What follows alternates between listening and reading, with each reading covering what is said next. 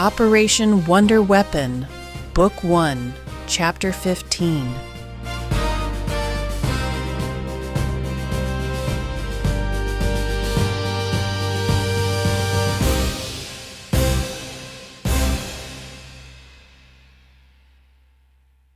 John is dying.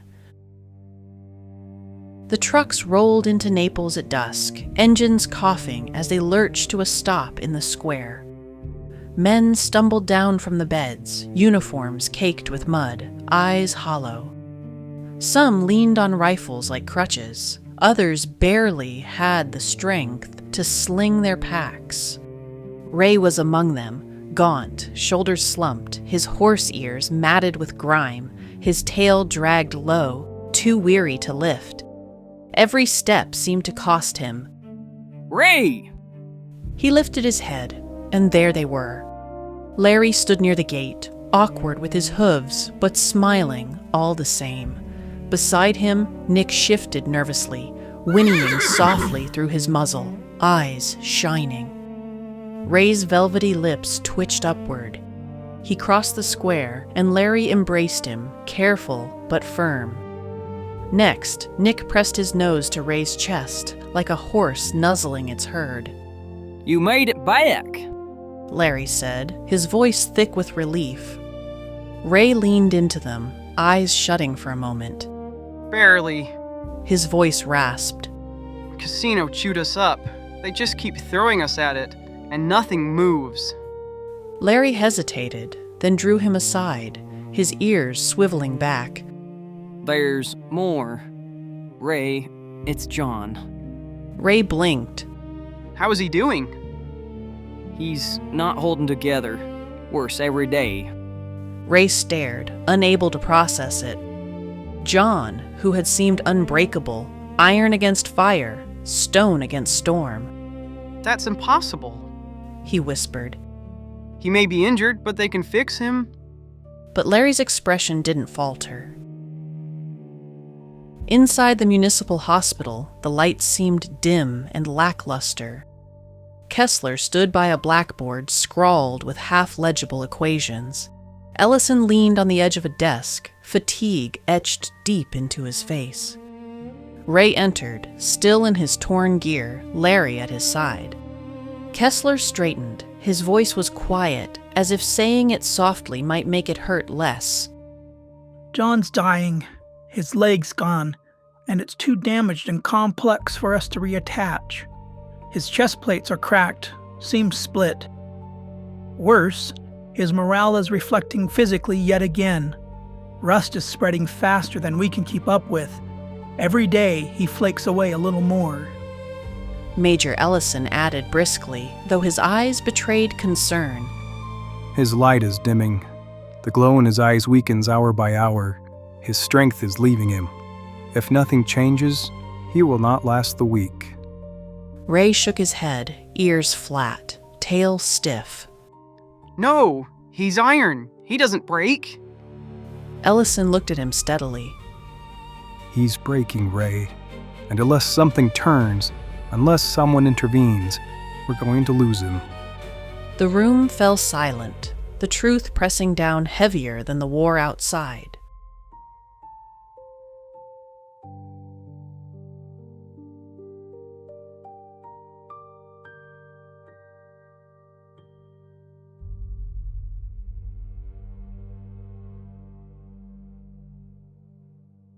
Arrival. The telegram had barely reached headquarters before the cursed platoon was buzzing like children at Christmas. She's here! She's really here! Larry said as he tried to keep up with Ray. Even Nick whickered and kicked his hind legs with nervous energy. Word spread so quickly through Naples that orderlies and officers abandoned their posts to crowd the halls. The courtyard filled fast as word spread. Men with tails, ears, twisted jaws, and bristling fur pressed close, voices raw with pleading. Please change me back. Godmother, I can't stay like this! Fix me, I beg you! Hands reached, hooves scraped, eyes wide with terror and hope. The fairy godmother raised her hands, clapping for silence. Her voice carried, sharp, but not unkind. I hear you. I understand your pain. But I cannot squander this gift on ones and twos. Bilasso must rest between workings. If I heal you piecemeal, thousands will remain cursed while days are wasted. She stepped forward, gaze sweeping them. No, this must be done in great numbers, gathered together, so one song may break many bonds. That way, few are left waiting, and the work does not grind to nothing. The crowd shifted, muttering, despair flickering across faces. She softened, lowering the rope. I will change you back, all of you, but you must give me time, and trust me to unweave the curse as wisely as I can. Do not squander this chance by demanding for yourself alone. Think of your brothers. Think of the whole. The men looked at one another, shame rising with their hope. Slowly, the press eased, the mob loosening. When the fairy godmother entered the municipal hospital, cloaked and travel-worn, the room hushed. She carried herself primly as ever, yet her eyes softened when she saw the ragged men who had waited so long for her. You've done much with little, she said warmly, inclining her head toward Kessler's boards and tinctures, the exhausted faces of men who had fought for weeks without hope. But now you have more. Ellison stepped forward, relief plain on his face. We have the antidote, and now you. 2 pieces, 2 out of 3. If there's a chance, if there's any chance. Larry interrupted. Hold up. The curse can wait. There is a more urgent matter. We need you to see John. She nodded gravely. Show me. They led her down the ward, where guards unlocked the vault-like door. Inside lay John, draped in a worn-out medical gown. His armor lay in pieces across a bench. His right leg, mangled and detached, rested on a separate table. A halo of rust flakes surrounded him on the cot and floor. The red glow was faint, barely there. The fairy godmother moved closer, her face softening. Oh, John. She pulled the rattlesnake lasso from her side, grasping it firmly, and then began to wave her other fingers. She gently whispered the lasso's activation phrase. Yippee-ki-yay. The chamber filled with soft, warm light. The detached leg was lifted as if weightless, guided to the stump. Metal knit to metal, the seams closing until the limb was whole again. Splits in his chest plate smoothed, dents vanished. Even the dent in his cranial shell drew closed as if it had never been struck. Gasps rippled through the room. Larry's tail swished. Ray gripped Ellison's shoulder, eyes shining. But the rust remained. Flakes still fell like ash from his arms, crawling along the seams of his body. The red glow of his eyes remained dim. The fairy godmother lowered her lasso slowly. She pressed her lips together, her expression grim. His body can be mended, but this rust is not of metal. It is of spirit. Ray's ears drooped. Then he's still dying? She laid a hand gently against John's head. Yes, unless he forgives himself. The room was silent, but for the drip of water from the pipes and the faint patter of rust flaking onto the cot. All the miracle they had prayed for, and it wasn't enough.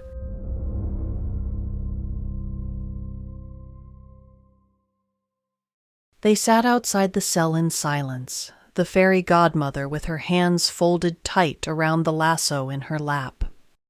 The soldiers, who had been ready to cheer, now stared at the floor or the cracked plaster walls. Hope drained from their faces. Ray hunched forward, ears drooping. Larry's hooves tapped restlessly against the chair. Even Ellison leaned his head back against the wall, eyes closed as though the weight of it all might crush him. She mended him, Larry muttered at last. but he's still slipping. The fairy godmother exhaled, her voice tight. The lasso binds. It can mend what is broken, but it cannot heal a man's spirit. That is between him and God. A heavy quiet followed. Then, a murmur outside.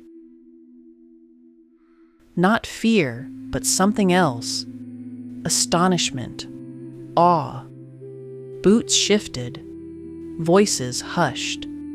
A glow crept through the doorway. They all turned as she appeared. The blue fairy walked slowly into the hall, her gown torn and stained, blood drying at the edges of healed wounds. Her wings trembled, still catching the light like fractured glass, yet she glowed, softly, undeniably. The guards at the end of the corridor had fallen silent, their rifles forgotten at their sides.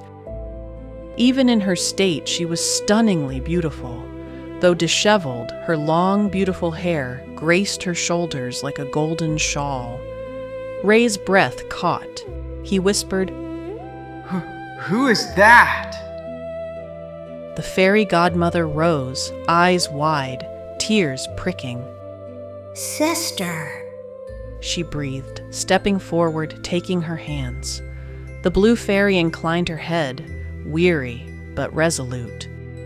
It has been too long. Her gaze swept the room, lingering at last on the cot inside the cell. Her eyes showed remorse and longing. Ray's voice shook, glancing between the cell and the woman. But who are you to him? She turned to him, her glow softening. His mother. Ray blinked, stunned. But he said he didn't have a mother. Not as you mean. She said gently. But it was I who gave him life. He is my child. No one spoke, awe struck. Ray noted skeptically, John looked nothing like her. The blue fairy moved to the door of the cell. The guards hesitated, but something in her presence stilled their hands. She entered. John barely stirred on the cot. His head lay limply, half-turned, eyes dim embers. Rust flaked from his arms, pattering softly onto his medical gown. Her face tensed in pain. His state was worse than she had imagined. The blue fairy knelt beside the cot. She drew him gently against her, cradling his great shoulders like a child, her wings resting gently behind her. She kissed his brow, voice low and warm as a lullaby. Rest, my son. We will walk together. Her glow wrapped around them both. She looked up once more, her eyes clear, and said simply, Leave us. The fairy godmother, Ellison, Ray, and Larry withdrew, closing the iron door behind them. Inside, in her embrace, John's breath shuddered. The glow deepened, and a vision began. The vision. He was in his armor, visor glowing again. The world unfolded beneath John's boots. Not dirt, not stone, but a vast map of Europe stretched out like a living floor the size of a town square. Mountains rose like jagged ridges, rivers gleamed like silver threads, towns glowed faintly with candlelight. He stood astride Italy, its boot shape solid beneath him, and everywhere there was war. Smoke poured from miniature factories, lines of tanks crawled across borders like steel insects. Cities flared in sudden bursts of fire, civilians scattered like ants from the boots of marching armies. Above, tiny bombers droned endlessly, their shadows sweeping like vultures. The cries reached him all at once. Children in Naples, mothers in Poland, soldiers on the beaches of France. They called his name. They begged for him. His chest tightened. He didn't hesitate. With a roar, he hurled himself toward France, boots crushing the ridges of the Alps. He smashed a German tank flat, kicked a bunker, scattered its garrison. He turned, but already Naples screamed again. Smoke boiled up from its streets. John sprinted back, red eyes blazing. He dragged civilians from rubble, wrenched guns from enemy hands. Then, thunder over Britain, bombs falling. He pivoted, sprinted across the channel, raised his hands to swat bombers from the air. Everywhere he went, he fought. Every place he left, it flared again. Poland burned behind him. France wept. Italy bled. London's fires roared higher the moment he turned his back. He was sprinting in circles, panting, fists breaking, metal cracking under the strain, and still the map screamed for more. At last, he stopped, standing in the middle of the continent, chest heaving like bellows, his gauntlets trembled. He looked around and saw nothing had changed. The cries still rose, the armies still marched, the bombs still fell. His voice came out ragged, furious. Why? Why can't I? A voice touched the air, soft as a sigh. Do you see now? John whirled, but no figure stood behind him. Only the voice, gentle, steady, everywhere at once. This war is larger than you. You fight as though it were yours to win. But tell me, child, did you start this war? Did you summon its flames? John's jaw clenched. No, but they need me. If you do not, others will. The voice cut across his protest like silk through iron. You were never meant to carry it all, only your part. The world shifted around him. He blinked and saw them. Soldiers he did not know, in every corner of the map.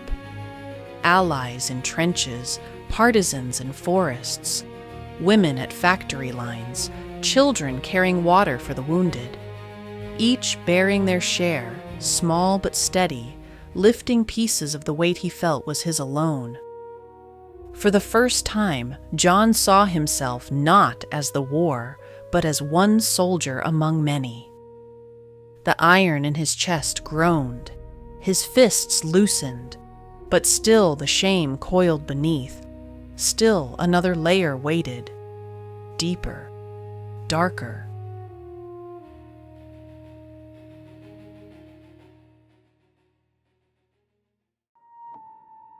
John blinked, and the world had shifted. He was no longer on the map of Europe, but on the white cliffs of the Dolomites, high in the Italian Alps. Snow stung his face. He was young, not the iron war machine, not even the man, but the gaunt boy soldier of the Alps. Rope bit his waist, iron pegs hammered into ice above him. The wind howled like a beast, stripping heat from his bones. His gloves were stiff with frost. His belly was hollow, starved. His muscles ached with every trembling pull upward. He remembered this place. He had been so young, too young. A shout carried up the line. He looked down. Men clung to the rope beneath him, eyes wide, boots scrabbling against ice. And then, snap. The anchor peg above him shifted, steel groaning. The line jerked. No! Hold! Beneath him, the soldier, his childhood friend Enrico, cried, panic slicing through the cold. The rope ripped through John's hands, sawing through his gloves, burning his palms raw. He caught it. For one breath, two, straining with everything he had left, Enrico's face below him was white with terror. Don't let go, Pino! I won't! John gritted, arms shaking. He was half-starved, numb, every tendon screaming. Enrico's weight dragged down like an avalanche. John's grip slipped inch by inch. Please! The rope slid, his skin tore, and then it ripped free. Enrico's scream echoed through the gorge, cut short as his body vanished into the abyss. John gasped, staring at the bloody grooves in his hands. Silence. He was suddenly at the top of the cliff, to safety. Others had dragged him up. He doubled over, sobbing into his raw hands. He had let his dearest friend, his brother, die. He had never stopped agonizing, not then, not in the 35 years since.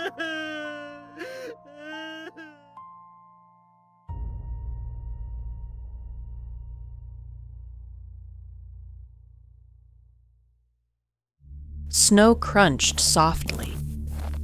He lifted his head. Enrico stood before him, pale but whole, eyes calm. You think you failed me? Enrico said. His voice was quiet, steady, without bitterness. Enrico! John gasped, tears streaming. I'm sorry! I'm so sorry! Enrico watched him a moment, eyes soft. Then he spoke. No man could have held that rope. Not starved, not frozen, not clinging to the cliff with his own life. John shook his head violently, tears freezing on his lashes. I should have. No. Enrico crouched before him, gaze unwavering. You gave what strength you had. More than anyone could ask. I don't hold it against you. Why do you? Young John stared at him, chest heaving, and he saw it plain now. His condemnation was heavier than the fall itself. He had never told anyone it was his best friend he had dropped. He could never speak those words. Never would. Enrico cupped his hand around the back of John's neck. He rested his forehead against his. You weren't strong enough. That's not failure. That is being human. You wanted to be human. This is what it is. John winced at the agony in his heart, sobs shuddering in his chest. The failure, forgiven. The wind swirled, the snow dissolved. The cliff faded into darkness, pulling John deeper still.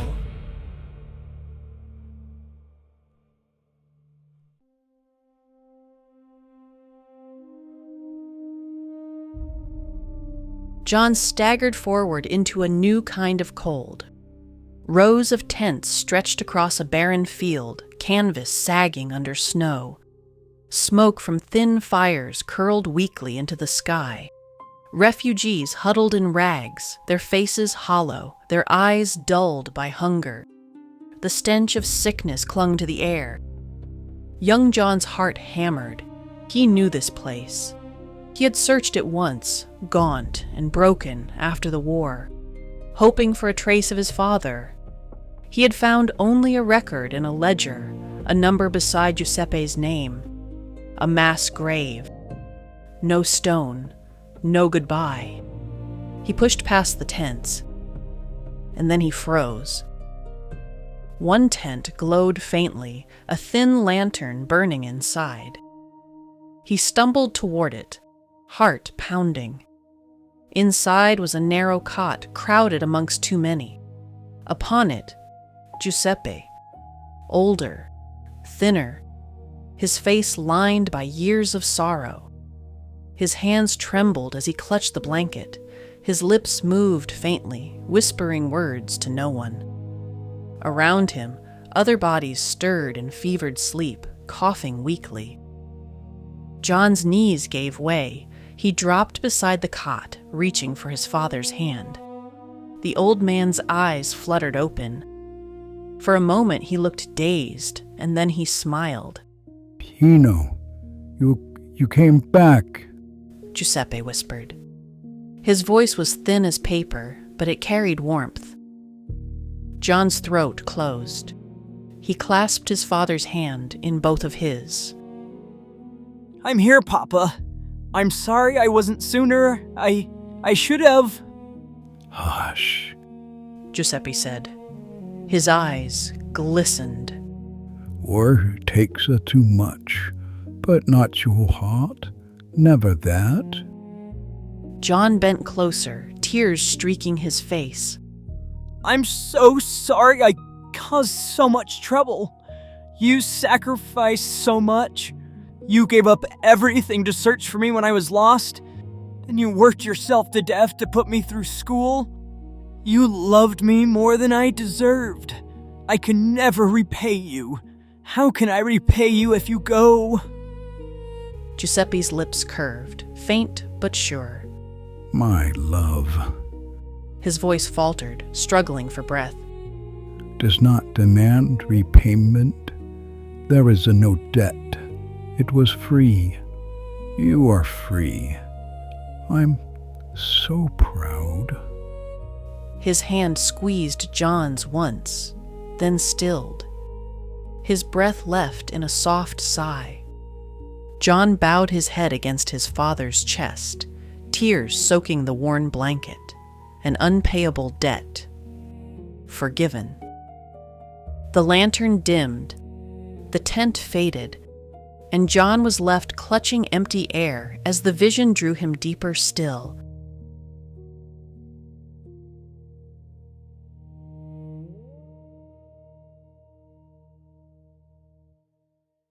The tent faded. The frost, the lantern, even Giuseppe's hand slipped away. John stood now in a village square, the sun warm on cobblestones. He was a teenager, striking black hair hanging over his forehead, skinny limbs outgrowing his clothes. Children ran past, laughing. A band played somewhere distant. It looked like heaven. He looked down the street and noticed people staring. Then he realized the people staring weren't strangers.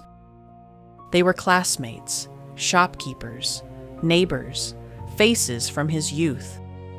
They smiled kindly, but every smile carried a whisper. Pinocchio. The name rippled through the crowd, said not with cruelty, not with spite, but with a fondness that cut like a blade. Remember when he got lost? Such a funny boy, the wooden one. He's real enough now, but do you all remember what he was? Cute girls whispered behind hands. He's so nice, but I can't forget the wood. John's chest tightened, his hand curled against it, half expecting to find solid wood. Instead, warmth and a heartbeat, the same as them. He turned away, but the whispers followed. Pinocchio, Pinocchio. The world shifted again. He saw himself, still a teen, standing in his father's workshop, fists balled. Giuseppe's voice echoed, soft and affectionate. Pinocchio. Stop calling me that! Young John snarled. His face was red, his eyes burning. I'm not a puppet anymore. That's all everybody sees. Don't call me that!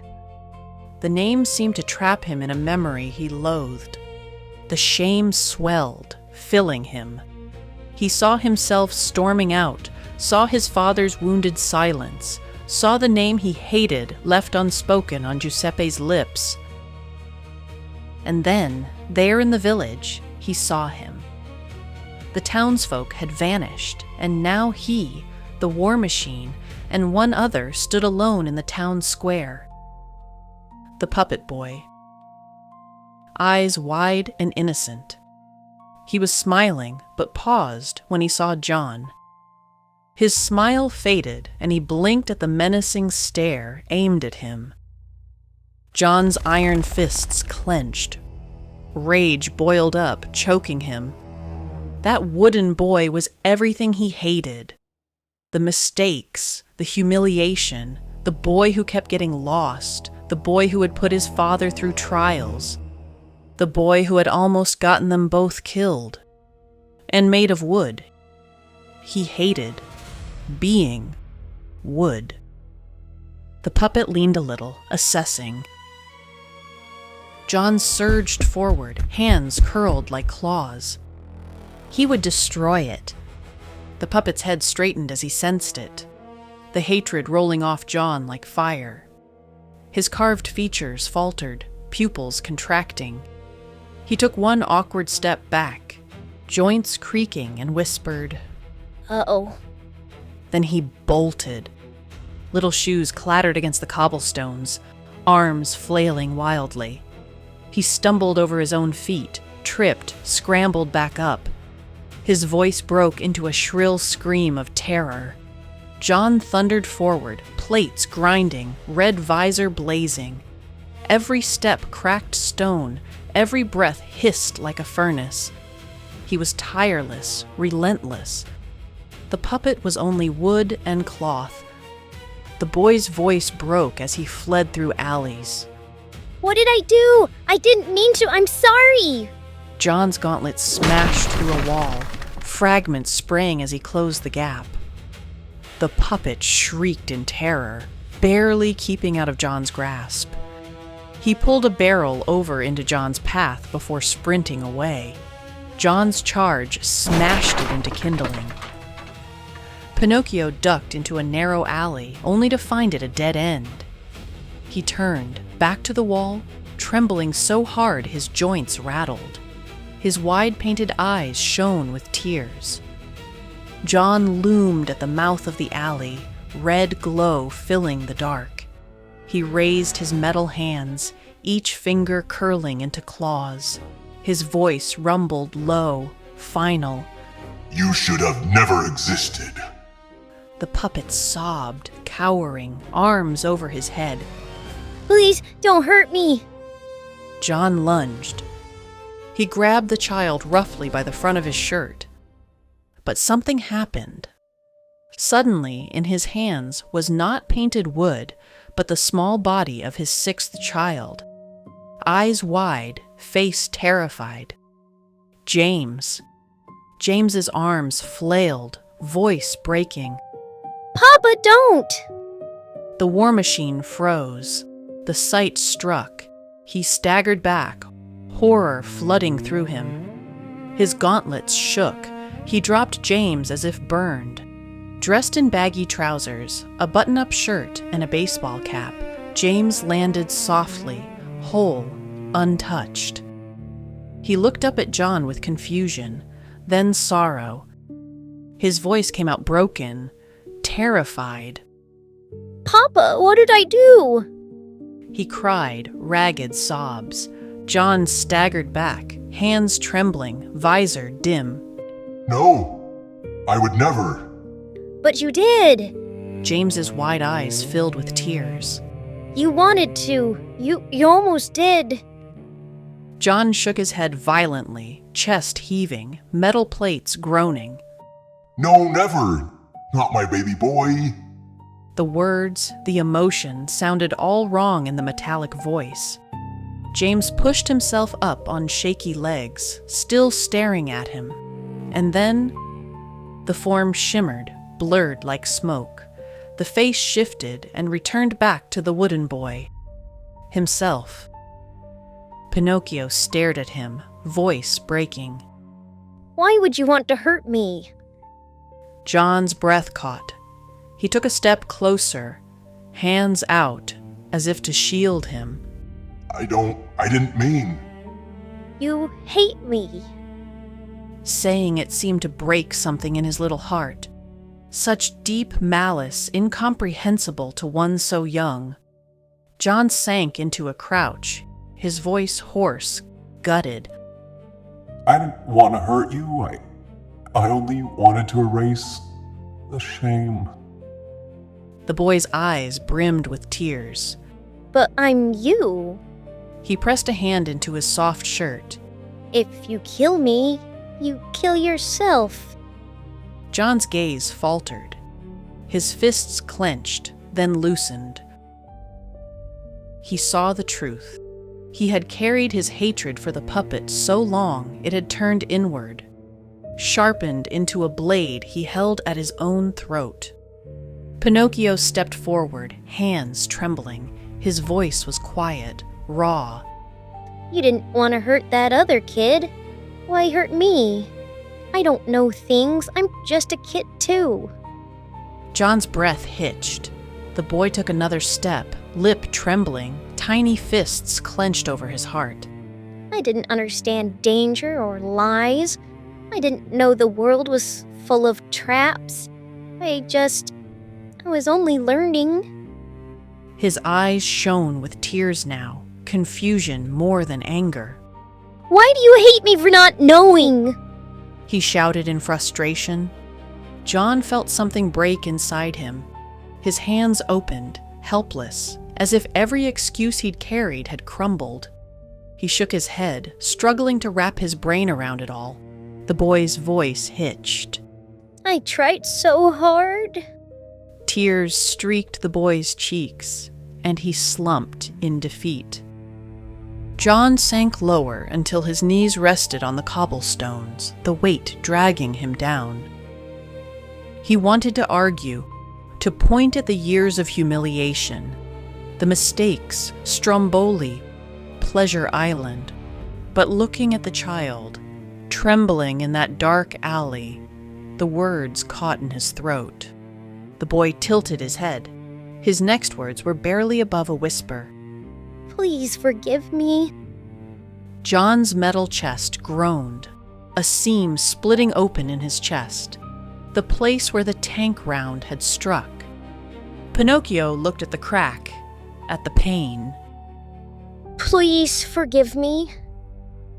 The silence stretched, and John realized the truth, that he had been carrying not just the world, not just comrades or a father lost to time, but this child, the small, bewildered, hopeful self who he condemned for struggling in a brutal world.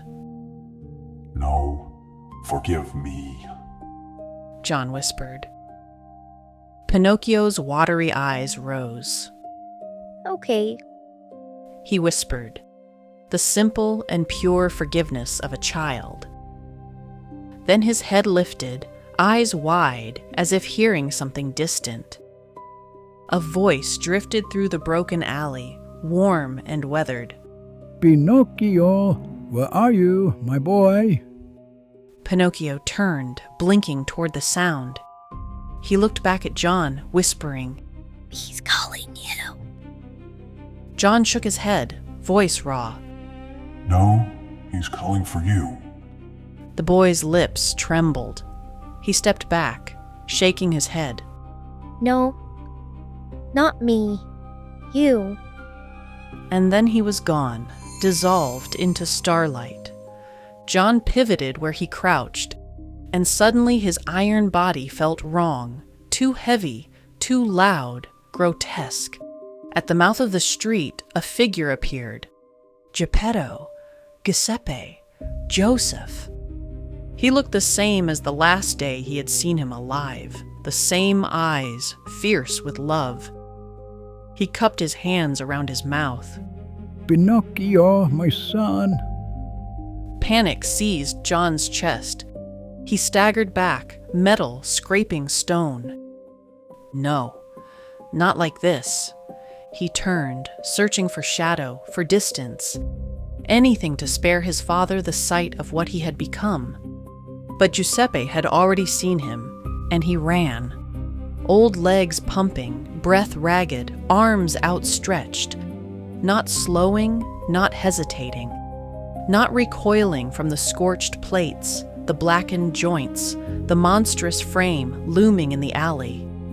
John raised a gauntleted hand. Don't! I'm dangerous! Giuseppe reached him and grabbed hold of the armor, arms closing around cold steel as if it were nothing at all. He pulled John close and pressed his brow against the iron chest. I won't love you less in your time of darkness, he said quietly. I would love you more. The words struck deep, cracking the seam wider. He grimaced in pain. Giuseppe drew back just enough to look up at him. Why can't you love yourself, John? I hate it. John rasped. I hate what I am. Weak, foolish. His voice cracked.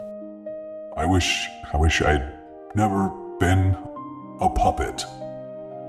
Giuseppe shook his head once. No, he said gently. You hate the boy because the world taught you to. John froze. All that you were, Giuseppe went on, his hands still resting on the armor, steady and sure, was light, goodness. That frightens evil, so they tried to make you ashamed of it. The iron body shuddered. Rust began to flake in earnest now, falling like dark snow at John's feet. Giuseppe held on as the metal trembled. You were never wrong to hope, never wrong to trust. John gasped. His massive frame sank to its knees with a sound like breaking stone. Giuseppe knelt with him. Carefully, reverently, he loosened the battered helmet and lifted it free. He set it aside, then cupped John's face, steel and scars and heat, without fear. Nothing can come between me and my son. I love you forever, he whispered. The armor cracked. Plates split. Bolts rattled loose. Rust sloughed away in sheets as the iron shell collapsed, groaning under its own weight. Then, silence. Where the war machine had knelt, something smaller crouched in the dust. Wooden hands clutched at a chest that rose and fell with shallow, shuddering breaths. Pine grain caught the dim light. Warm, fine. An American uniform hung on the liberated frame, out of place in the narrow alpine street. John lifted his face. Gone were the metal sockets. In their place, painted eyes blinked, wide, wet, uncertain. His nose flexed faintly as he drew in a breath that trembled with grief. Giuseppe's breath hitched.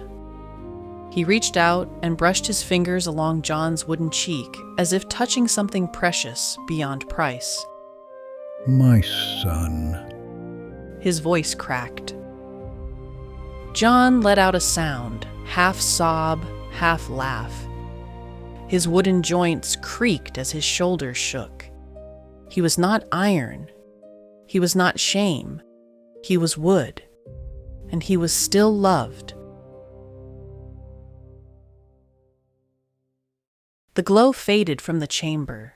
The blue fairy stepped out of the cell, her dress still torn, wings pale. She carried herself with the quiet gravity of someone who had walked the edge of despair and returned. Outside, the others were waiting like anxious family. Ellison pacing with his hands behind his back. Kessler's arms folded, hand pinching his eyes as if he could drift off where he stood. Ray and Larry side by side, noses twitching, tails still. They looked up as one. Well? Ellison asked, his voice hoarse. The fairy's expression softened. He has done it. Ray blinked, hardly daring to hope. Then he's... Resting. She said gently. For the first time in longer than you know. The guards parted as she gestured. They crowded to the doorway, and there he was. John lay on his side, no iron, no burning eyes, only wood. His chest rose and fell soundlessly. His legs were tucked up, his face slack with exhaustion, lips parted in the simple peace of sleep.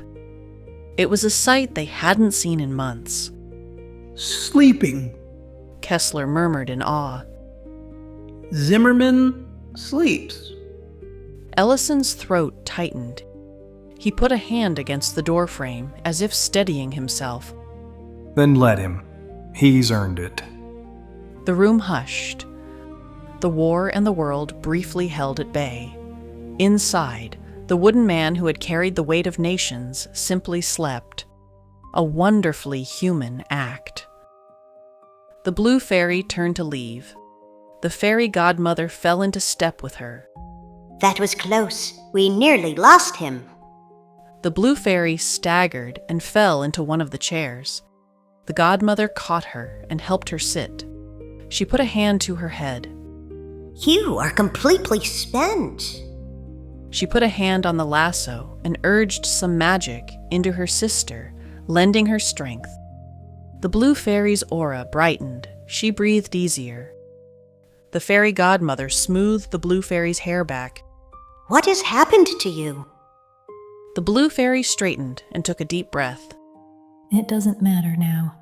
I know it will be set right, in time. She looked back toward the cell regretfully. Her vivid blue eyes longed from under her long lashes. I wish I could be the mother he needed. That he still needs. The fairy godmother sat down and clasped her hand. I ached to hold him, to teach him, nurture him. The blue fairy looked so beautiful, even in the hollow grief. I had to stay away. My very presence would have endangered him. The fairy godmother cocked her head. Why so? The blue fairy gave her a long look. The fairy godmother slowly straightened. It has been centuries since the last touch. It's never coming back. It is lost to the void of space. We are all that remains. If others knew what he is, what his children are, there would be war over them. Her hand tightened. But you, it would not be strange for you to watch over them. She gripped the godmother's hand. Be for him what I cannot. A tear slid down her cheek. Protect them. Let them live their lives. What they are and may become will take care of itself. You've been a mother. You do it well. The fairy godmother looked alarmed at first, grave by what the implications were. But then she looked hopefully back to where John lay. I will. She nodded gently. She looked back to her sister. I will always be there for them, as much as it is possible. Relief passed over the blue fairy's face. Thank you. There was a pause, a wait that took longer to speak as the blue fairy stared toward the cell. When I touched him, she said softly, I saw his enchantment. The feature that would transform him to human form is damaged beyond repair. It's a miracle that the systems that make him function are still intact. I cannot restore any of it without unmaking him. The godmother went still. He will never be human again. The blue fairy continued, voice rough with grief. Not by effort, not by virtue, not the way it happened the first time. The godmother's fingers tightened around hers. I saw it too, when he and I first met. I still believe there is a way for him to regain his human form, but it won't come by us. The godmother looked back toward the cell. I gave him a path to walk that will keep him from breaking further, she said, more to herself than to her sister. A path that preserves hope. It may take time, but I believe that he will not be left trapped. The blue fairy exhaled. That was a wise course. I sincerely hope you are right. She rose gently. I feel well enough to fly. I will need to rest and heal. Without my wand, my influence is diminished. I cannot be the wishing star without it. If your son is as strong and determined as I believe he is, he'll get it back. The fairy godmother squeezed her hand. The blue fairy smiled. Give him all the love I never could. she turned and strode out, startled mortals watching in awe as her celestial glow departed. Reborn. The cell was quiet when his eyes opened. For a moment he lay still, feeling the weight of the cot beneath him, the softness of the pillow against his cheek. His joints creaked faintly as he drew a breath, and the sound startled him. The soft groan of wood, not the shearing of steel. He propped up on one elbow. His arms were wooden, his hands jointed, his chest rising and falling with a steady rhythm. Memory flickered. Fire, rubble, men cowering under his shadow. His own voice, flat as iron, telling them to fight or die. He squeezed his eyes shut, pressing his palms against his face.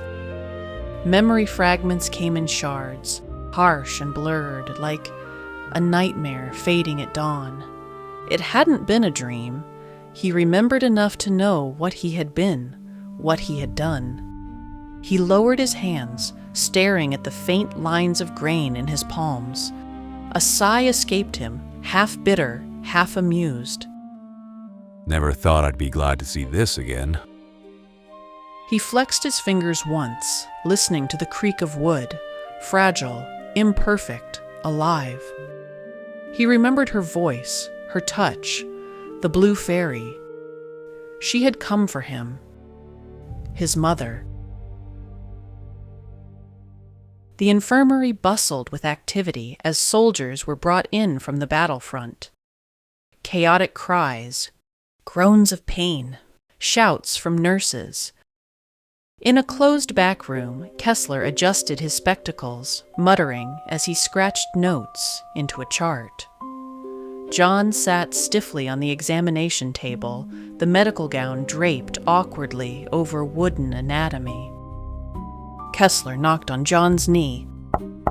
Wood, normal. He knocked on John's chest. Wood, normal.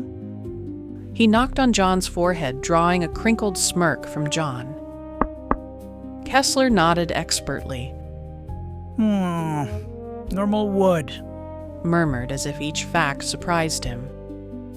No trace of the rust. Motor control restored. He stopped, frowning at his own words.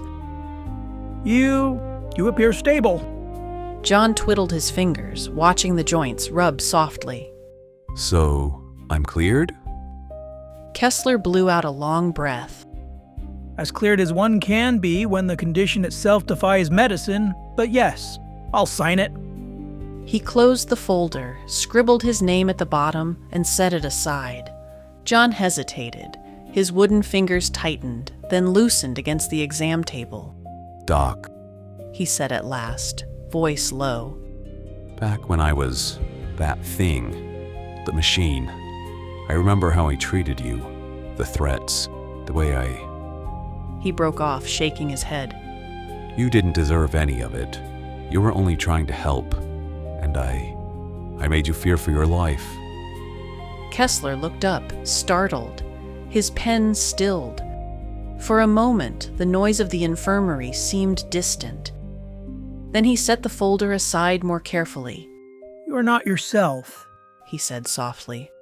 But the fact to remember that you care enough to say this means a lot to me.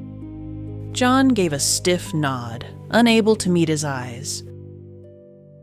Moments later, an orderly carried in a folded uniform, fresh fatigues, pressed, smelling faintly of mothballs. John dressed slowly, the fabric hanging clean over wood.